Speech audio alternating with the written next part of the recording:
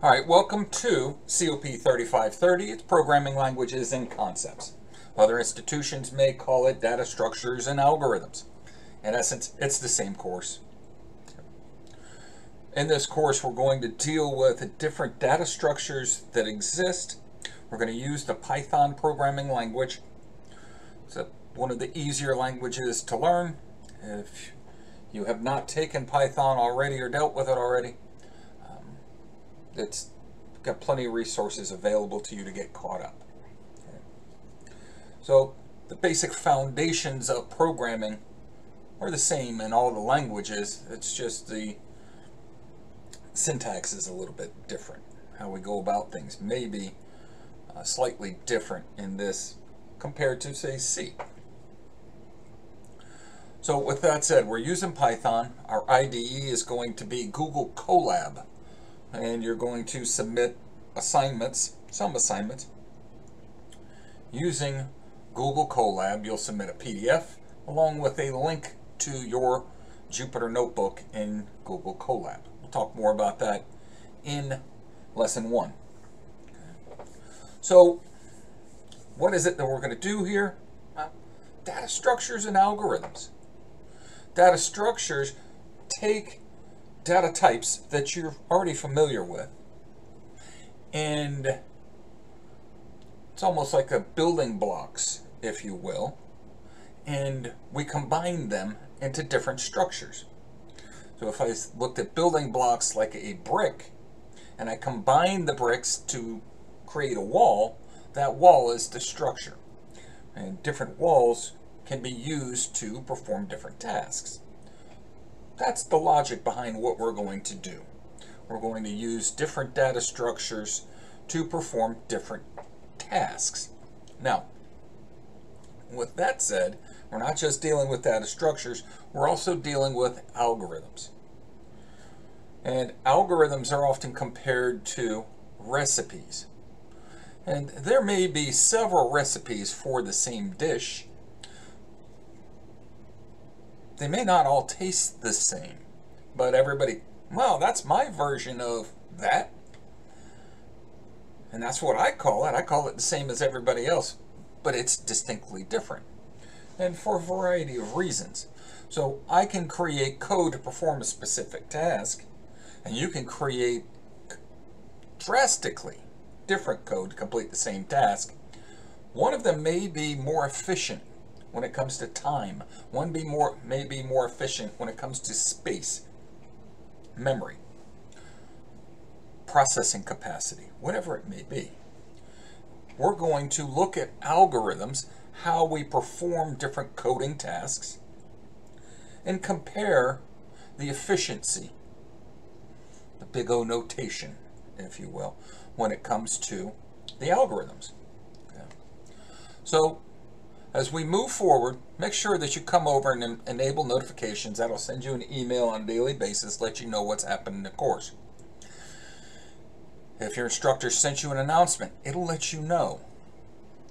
Check the course calendar. All due dates should be posted in the course calendar. That'll give you a heads up so you can manage your time. Okay. I've also got some other things, analytics and course stream up there that you can jump into. When you come into the class, you've got to-dos, and yours should already have on here the course contract. I've completed it so that I can get into the first module. But in the Start Here module, when we go into the Start Here module, at the end of it, we've got this course contract. You've got to complete that course contract, answer all 16 questions, agree to each condition and its terms and conditions for the course. Once you've agreed to all 16 of them, that'll give you the 100%, and that will open up, you'll get that green check mark there, so you can proceed forward into the next lesson. Go through all these. Each one has different information about what's taken place in the course. Okay. So, with that said, let's jump over into Lesson 1. We'll talk about some things that are taking place in here. each lesson is going to have, here's an intro, what we're going to do, our objectives within the lesson, any course learning outcomes that are being assessed or covered within the lesson. And this course is designed around the course learning outcomes and the program learning outcomes, so you'll see them everywhere. Here's a link to the textbook in O'Reilly. Currently, the time that we're recording this is free access provided by the college. All you have to use to access O'Reilly is your palmbeachstate.edu email address, and you can access that subscription. There are tips, tricks, and insights into what to expect in the course. So if we jump in there, we can see the average difficulty based on responses of previous students on a scale of 1 to 5, 1 being easy, 5 being difficult. They have said this is about 2.29 statistically. It's the middle of the road. It's not too bad. And their responses were between 1 and 4. So nobody said it was over the top difficult. On average, they spent 2 to 3 hours. Some time management information that they've provided, and tips, tricks, and insights into what may help you moving forward. Now, you may wonder, where's all this information coming from? Well, they provided it when they completed the reflection. When you're done with this lesson, you'll complete the reflection and provide information to the developer, myself, a faculty member, as well as those students that are following behind you in subsequent terms. So you're leading the path for those that are coming behind you. Others have already made the path ahead of you, and they're providing information, tips, tricks, and insights for you. Right. So it's a community effort, group effort, going through it. Help those that are following behind you, as well as help your instructor to understand what it is that you may have struggled with, any issues you may have run into, tips, tricks, insights, anything you found that could help you or others in the course. That's what takes place in this reflection. There's no wrong answers. Just go in, it's like a quiz. You go in, answer the questions, submit, and it's done. Here you'll go set up your Google Colab. And in this course, we'll use Google Colaboratory. And once you set up your account in Colab, and here's a little tutorial video on how to go set it up, what it does. It's a great IDE for Python. This allows us to work in collaboration with others, share our work, reproduce our work. So I can create a notebook, Jupyter Notebook, upload it into Google Colab, run it, and every time it runs, it will perform the same. Now, if it's got a randomizer in it, it may not kick out the exact same numeric answers each time, but it's going to perform the same tasks each time.